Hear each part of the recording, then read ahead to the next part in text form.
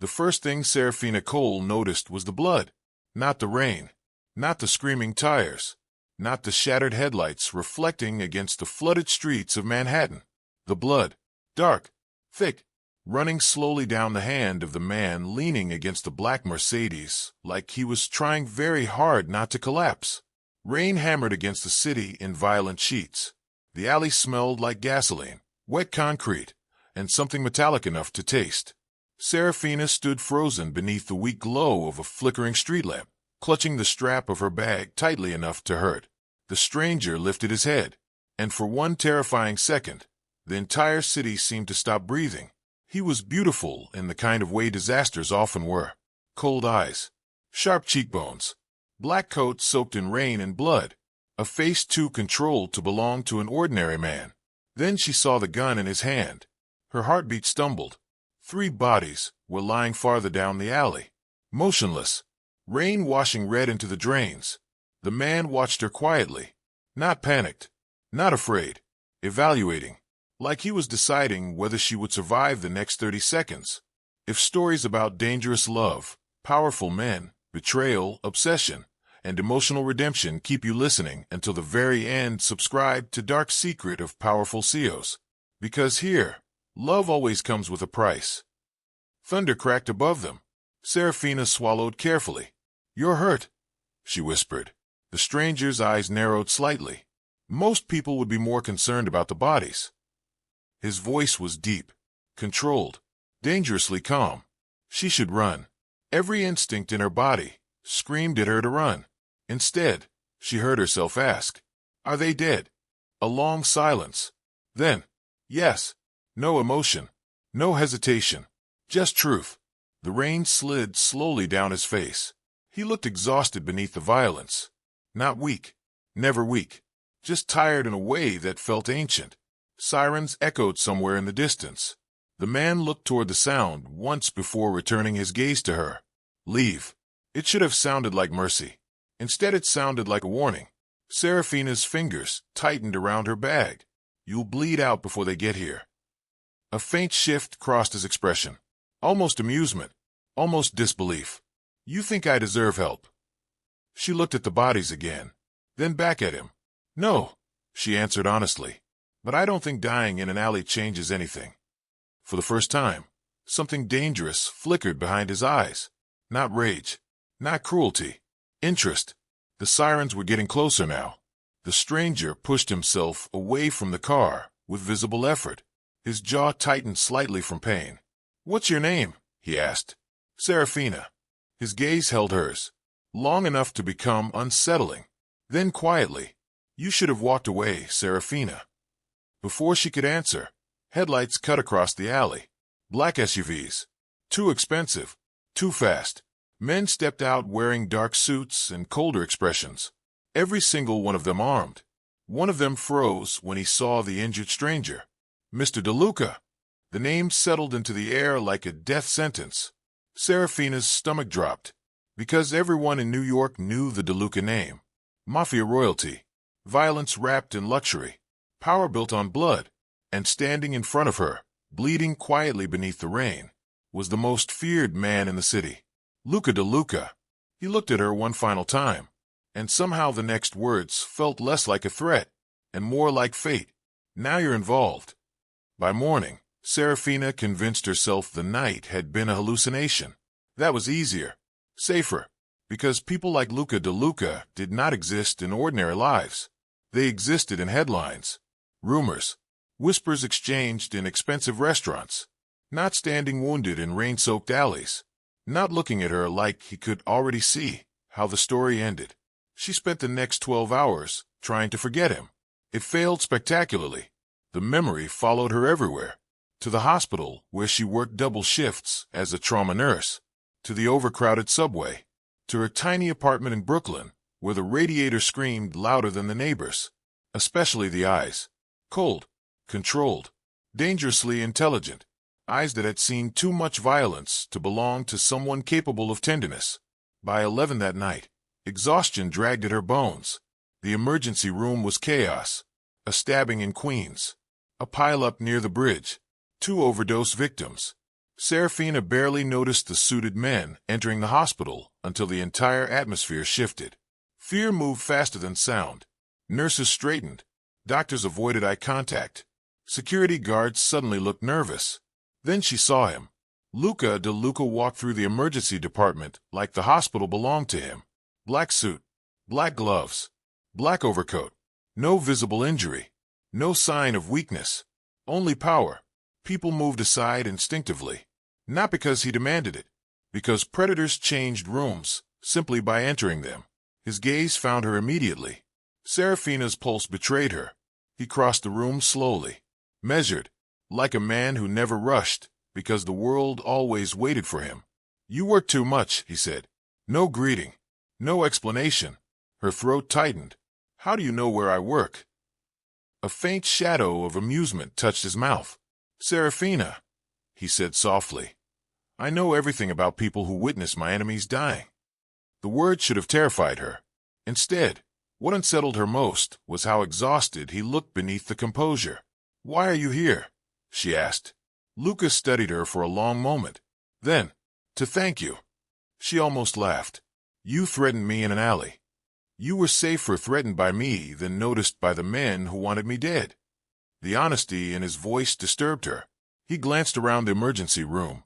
Monitors beeped. Patients groaned. Rain battered the windows again. "Come with me." Her eyebrows lifted. That wasn't a request, was it? No. She should refuse. A sane woman would refuse. But something about him felt less like temptation and more like gravity. Dangerous. Impossible to resist without effort. "What if I say no?" Luca looked at her quietly. "You won't." The arrogance should have infuriated her. Instead, it only confirmed what she already sensed. This man had never lived in a world where doors remained closed to him.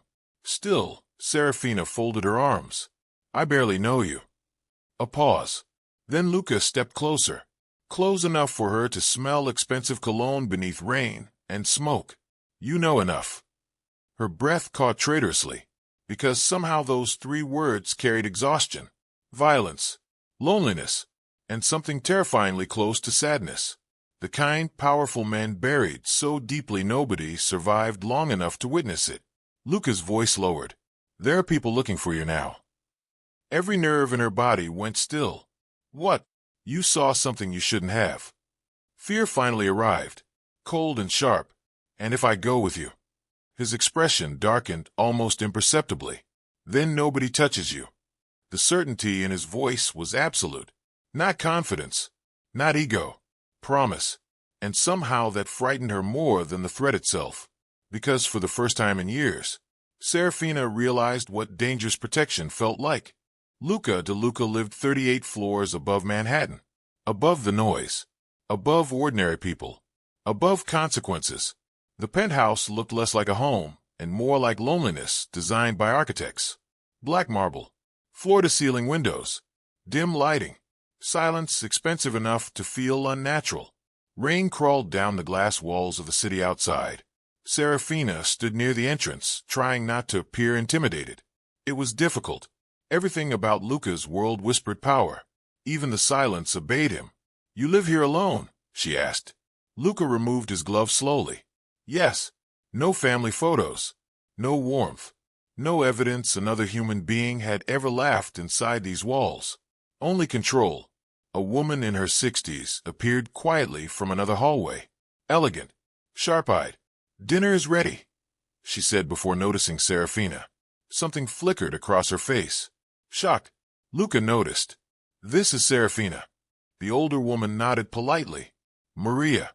But her eyes lingered on Seraphina with strange curiosity. As if Luca bringing home a woman was more unbelievable than the violence attached to his name. Which perhaps it was. Dinner passed mostly in silence. Luca barely touched his food. Seraphina noticed the slight stiffness in his movements. The wound from the alley was worse than he allowed anyone to see. "You need stitches," she said finally. His eyes lifted slowly. "I already have stitches." "Then they're tearing." A pause. Maria hid a small smile before leaving the dining area discreetly. Luca leaned back slightly. "You always order people around this comfortably?" You always ignore medical advice this confidently. The corner of his mouth almost moved. Almost. Then silence settled again. Not awkward. Heavy. Outside, thunder rolled across the city. Seraphina looked toward the skyline. Doesn't it get lonely up here? The question escaped before she could stop it. Luca's expression became unreadable. I'm not lonely. She looked back at him carefully. That wasn't my question. Something changed in the room. Subtle. Dangerous. Luca studied her with unsettling intensity. Most people feared him, wanted things from him, lied to him. But Seraphina looked at him like she could see the exhaustion underneath the monster. That was infinitely more dangerous. Finally he stood. Come with me. She followed him down a dark hallway toward a private office. Inside were security monitors, maps, weapons, files, a kingdom built on paranoia. Luca opened a folder and slid photographs across the desk. Seraphina's blood turned cold. Pictures of her, leaving work, entering her apartment, walking through Brooklyn. She looked up sharply. What is this? Protection. No, she said quietly. This is surveillance. Luca's jaw tightened. There's a difference in my world. Her anger rose instantly. You don't get to decide things for me because you're powerful. The room went still. Most people never raised their voices to Luca De Luca. He stepped closer. Slowly. You think power is why I brought you here? Yes. A long silence. Then he said something so quietly she almost missed it. No. Power would have erased the problem. Her heartbeat faltered. The meaning landed heavily between them. He could have killed her. Instead she was standing inside his penthouse. Safe. Federal protected. Luca looked at her with something colder than anger. You're alive because I made an irrational decision. Seraphina swallowed carefully. And you regret it. His eyes held hers. For one dangerous second, the air itself felt intimate. Then quietly, I haven't decided yet. 3 nights later, Seraphina woke to the sound of breaking glass. Her body reacted before her thoughts did. She shot upright in the guest bedroom. Heart pounding. Another crash echoed through the penthouse. Then shouting. Male voices. Luca. She ran toward the noise barefoot. The sight stopped her cold. The penthouse security team was dragging a bleeding man across the marble floor. Another body lay motionless near the shattered windows. And Luca. Luca stood in the center of the room, holding a gun. Perfectly still. Perfectly calm. Blood stained the sleeve of his white shirt. The intruder coughed violently. Valenti sends his regards. Luca's face didn't change. Unfortunate. The gunshots shattered the room. Seraphina flinched. The body collapsed. Silence followed. Heavy. Brutal. Then Luca turned and saw her standing there. Something unreadable crossed his face. Not guilt. Never guilt.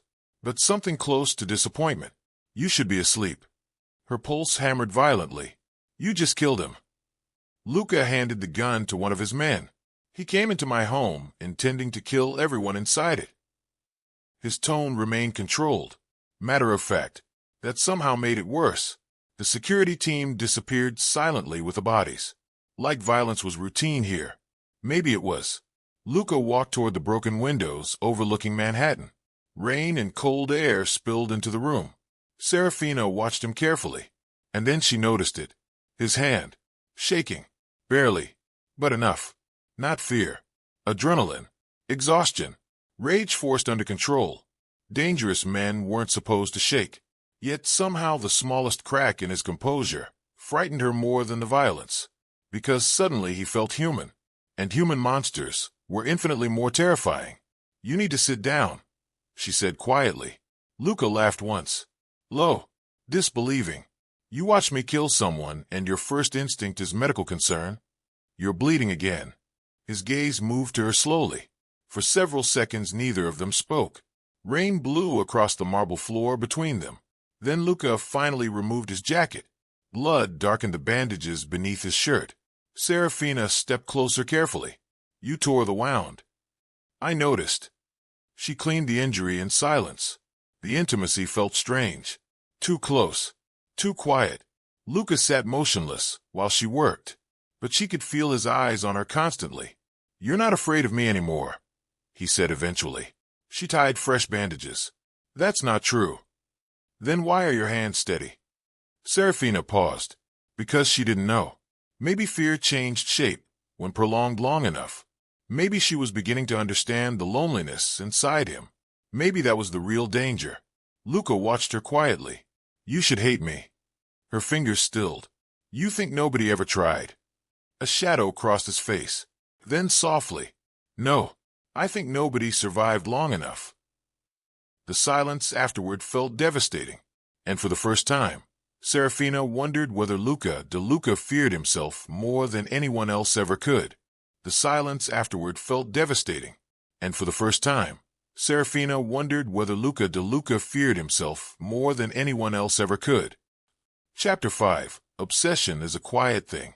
The strange thing about dangerous men was how ordinary they could seem in silence.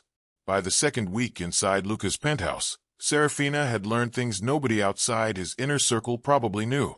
He drank espresso at 3 in the morning when he couldn't sleep. He hated loud music.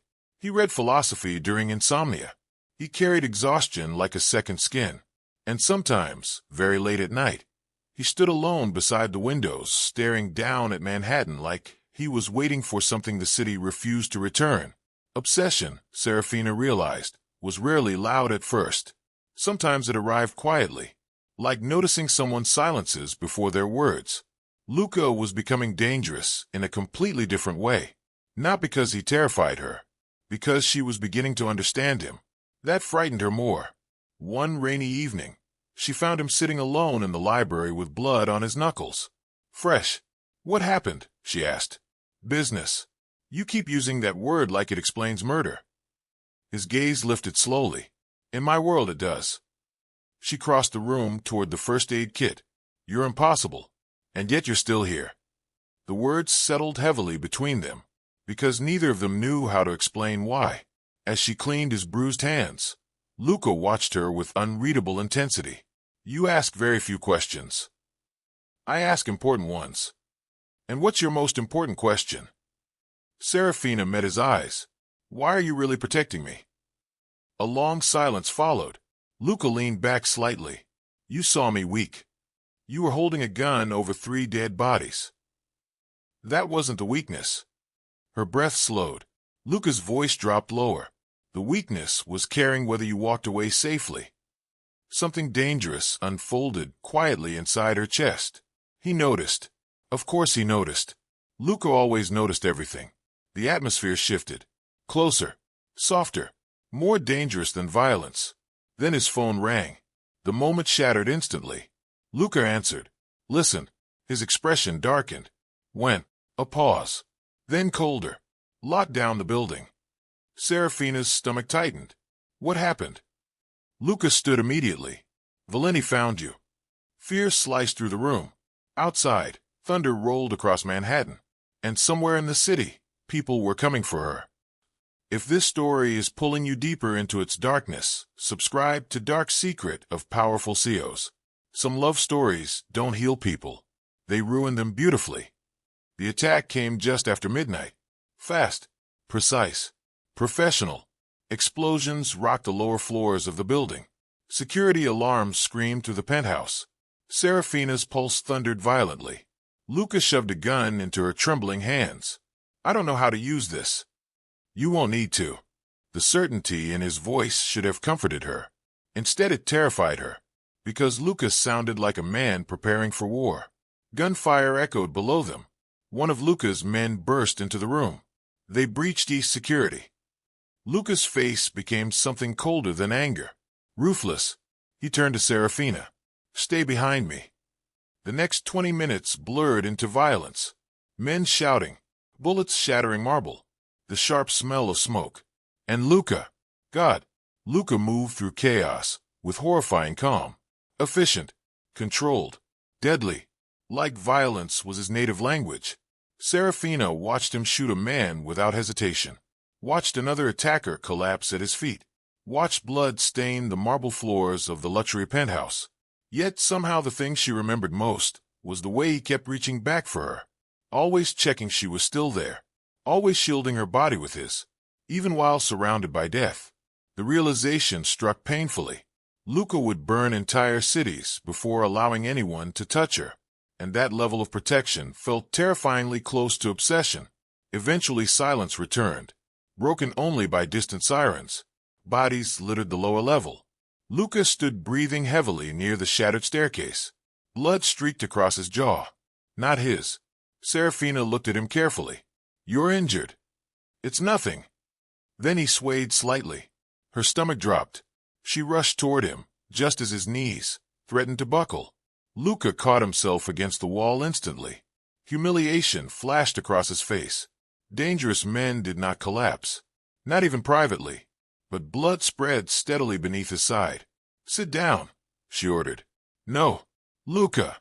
His eyes snapped toward her. The sound of his name in her voice changed something. Slowly, reluctantly, he sat. Seraphina pressed trembling hands against the wound. "You're going into shock." "I've survived worse." "That doesn't make this less serious." Luca stared at her silently. Then, very quietly, "You're shaking." She realized he was right. Not because of the blood, not because of the violence, because she nearly lost him. And that truth terrified her. Luca saw the realization happen in her eyes. His expression softened almost imperceptibly. Then he reached up slowly and brushed rain-soaked hair away from her face. The gesture was so gentle it felt almost unbearable. "You should hate what I'm turning you into," he whispered. But Seraphina couldn't answer, because somewhere between fear and survival, she had started caring about the monster. And monsters were never safe things to love. The newspapers called it a terrorist incident. Explosions. Unknown casualties. No confirmed suspects. Money erased truths efficiently. Luca recovered slowly over the next several days. Against medical advice, he continued running his empire from bed. Meetings. Calls. Orders. Threats delivered in a voice calm enough to freeze blood. Seraphina watched everything. The violence. The loyalty. The fear surrounding him. Yet beneath all of it, Luca remained strangely careful with her. Like she was the only thing in his world he didn't want corrupted. Which was ironic, because corruption had already begun. One evening, she found him standing shirtless beside the windows, changing bandages himself. Scars covered his body. Knife wounds. Bullet wounds. Old violence carved permanently into skin. Her chest tightened unexpectedly. No one survived that much pain without losing pieces of themselves. Luca noticed her staring. Curious. Angry. His eyebrows lifted slightly. "At whom?" "The people who did that to you." Silence. Real silence. Luca looked at her like nobody had ever answered him that way before. Then softly, "You're dangerous, Seraphina." She frowned. "How?" "Because you look at monsters and search for wounds instead of weapons." The words lingered painfully. She stepped closer, close enough to touch the scar beneath his ribs. Luca went completely still. "When did this happen?" she asked. 16. Her eyes lifted sharply. "You were a child." A bitter smile touched his mouth. "No, I was a De Luca." The difference in his world was devastating.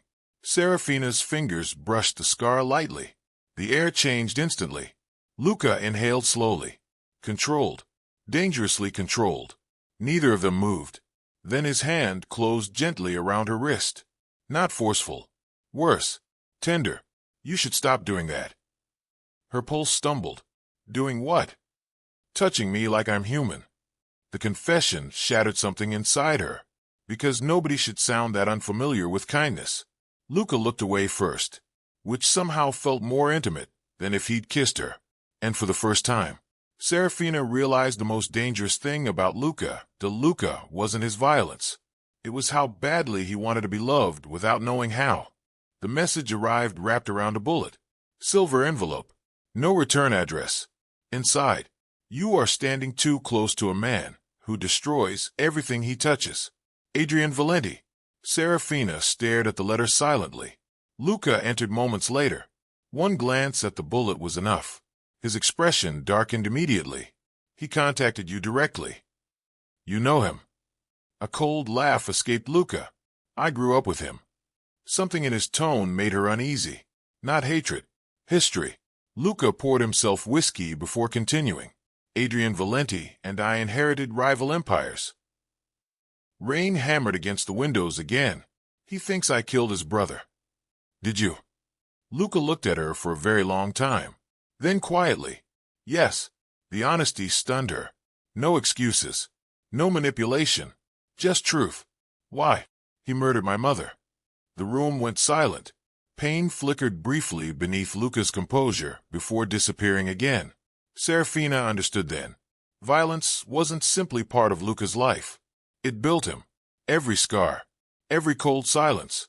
Every ruthless instinct. A man shaped by grief eventually stopped believing gentleness could survive. Luca stepped closer. You need to leave New York. Her head snapped up. What? Valenti is escalating. And you think I'll just run? I think staying near me will eventually get you killed. Something sharp crossed her chest. Is that what you want? Luca's jaw tightened violently. No. The single word carried terrifying emotion. Raw. Restrained. Barely controlled. Seraphina looked at him carefully. Then stopped deciding things for me. He moved closer still. You don't understand what loving someone like me costs. The words settled heavily between them. Loving. Neither acknowledged it. Neither denied it. Seraphina's heartbeat became painfully uneven. And you do, she whispered. Luca stared at her like she was undoing him slowly. Then he said the most honest thing she'd ever heard. No, because I've never survived it. It happened at 2:13 in the morning. Insomnia. Rain. Too much tension living beneath the same roof. Seraphina entered the kitchen for water. Luca was already there. Black dress shirt. Sleeves rolled. Whiskey untouched beside him. He looked exhausted. You don't sleep much, she murmured. Neither do you. Silence settled between them. Soft. Dangerous. The city lights reflected against the windows. Luca watched her quietly. You're leaving tomorrow. Her stomach tightened. No. It's safer. I don't care. His expression hardened. You should. And you should stop pretending this is only about protection. Something flickered violently behind his eyes. Luca stepped closer. Too close. You want honesty. Her pulse thundered. Yes. His voice lowered. I can't think clearly when you're near me anymore. The confession stole air from the room. Luca looked furious with himself. Do you understand what that means? Seraphina swallowed. Barely. No. It means men die slower when I'm distracted. The darkness of the statement should have horrified her. Instead, it only revealed how deeply she'd entered his mind. Luca's hand lifted slowly, paused beside her face, asking permission without words. She didn't move away. His fingertips brushed her jaw. Gentle, careful, like she was the only soft thing he'd ever touched. The tension became unbearable. Seraphina whispered, Luca. His eyes closed briefly at the sound. Then suddenly he stepped back. Distance slammed between them. No. Her chest tightened painfully. What? I won't destroy you because I was lonely. The restraint in his voice sounded almost violent. And somehow that hurt more than rejection. Because Luca wanted her. Desperately. But he feared himself too much to reach for happiness. The betrayal came from inside the house. Marco, one of Luca's oldest men, trusted for nearly 15 years. Seraphina discovered it accidentally. A whispered phone call. A hidden weapon. A name spoken too carefully. Valenti. Her blood turned cold instantly. By the time she reached Luca's office, her pulse was chaotic. Marco is working with Valenti. Luca looked up slowly. No panic. Only stillness. How long have you known? I overheard him. A dangerous silence filled the room. Then Luca stood. Stay here. No. His eyes darkened. Seraphina. I'm done being protected from reality. For a second, something almost proud crossed his face. Then it vanished. The confrontation happened downstairs. Marco denied everything, until Luca placed photographs on the table. Bank transfers, calls, meetings. The room became suffocating. Finally Marco's composure broke. She made you weak. Luca went still. Dangerously still. Marco pointed toward Seraphina. You were never distracted before her. Luca's voice became ice. And betraying me seemed wise. You stopped thinking like a king. A long silence. Then Luca pulled the trigger. Seraphina flinched. Marco collapsed instantly. The room smelled like gunpowder and grief. Luca stood motionless over the body. But when he finally looked toward Seraphina, what she saw in his eyes shattered her. Not rage. Pain. Because betrayal hurt more when it confirmed your worst beliefs about love. And Luca De Luca had spent his entire life believing attachment eventually destroyed everything. Now he was starting to believe she might prove him right. If this story is pulling you deeper into its darkness, subscribe to Dark Secret of Powerful CEOs. Some people fall in love softly. Others fall like cities during war. 3 days passed in silence. Not angry silence. Worse, careful silence. Luca became distant, colder, as if he was trying to lock himself back behind walls already cracking. Seraphina hated it, because now she understood something terrifying. The quiet version of Luca hurt more than the violent one. Late one evening, she found him alone on the balcony overlooking Manhattan. Rain drifted softly through the night. "You're avoiding me." Luca didn't turn. "I'm protecting you." That's becoming your favorite excuse. Finally he looked at her. Dark circles beneath his eyes. Exhaustion in every line of his body. "You think this ends well?" he asked quietly. "I think you already decided it won't." Thunder rolled across the skyline. Luca stepped closer slowly. "You don't belong in my world." "Then why can't you let me leave?" Silence. Real silence. Because neither of them knew how to survive the answer. Seraphina's voice softened. "You're not the only one afraid anymore." Something broke inside him then. Tiny. Invisible. Fatal. Luca touched her face carefully, like he still couldn't believe she was real. And this time when he kissed her, there was nothing gentle about the restraint collapsing between them. It wasn't soft. It was desperate. Painfully controlled. Years of loneliness breaking open all at once. Seraphina felt his hand tighten against her waist, like he was terrified she'd disappear. The kiss tasted like rain and exhaustion, and everything dangerous they'd both tried to avoid. When Luca finally pulled away, his forehead rested against hers, his breathing uneven for the first time since she met him. "This is a mistake," he whispered. But he kissed her again anyway. And somewhere far below the penthouse, New York continued burning quietly around them. Luca's father arrived unannounced, and suddenly Seraphina understood where the darkness began. Vittorio De Luca carried cruelty elegantly. Expensive suit, silver hair, eyes colder than Luca's had ever been. He looked at Seraphina once before dismissing her existence entirely. A nurse. Luca's expression hardened instantly. "She has a name." Vittorio smiled faintly. That almost sounded emotional. The tension between father and son felt suffocating. Centuries of violence hidden beneath politeness. Dinner became war disguised as conversation. "You're distracted lately," Vittorio observed. Luca remained calm. "My empire remains intact." For now. Seraphina watched carefully. Then Vittorio looked directly at her. "Do you know what kind of man my son truly is?" Luca's voice darkened. "Enough." But Vittorio continued. "When Luca was 17, he executed a man for betraying our family." Seraphina's stomach tightened. Vittorio smiled thinly. "He didn't sleep afterward for 3 days." Luca stood abruptly. The room froze. "Leave." Vittorio looked almost amused. "You see weakness. I see liability." Then he turned toward Seraphina, one last time. "Eventually he'll choose survival over love. They all do." After he left, silence swallowed the penthouse. Luca stood beside the windows, breathing carefully. Controlled. Barely. Seraphina approached slowly. "He hurt you." Luca laughed once. Cold. "He built me." The difference broke her heart. She touched his hand gently. "You're not him." Luca looked at her with devastating sadness. "You don't know that yet."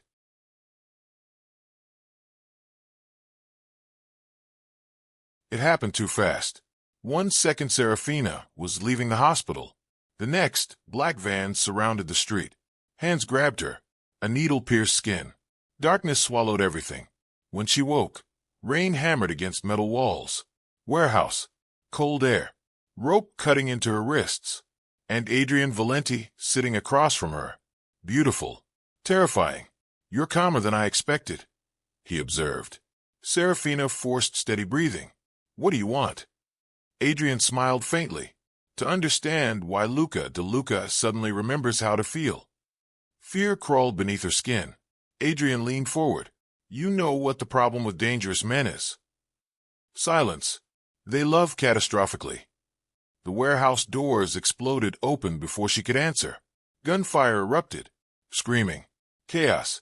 And through the violence came Luca. Blood on his hands. Death in his eyes. He looked utterly inhuman. Not because of rage. Because of terror.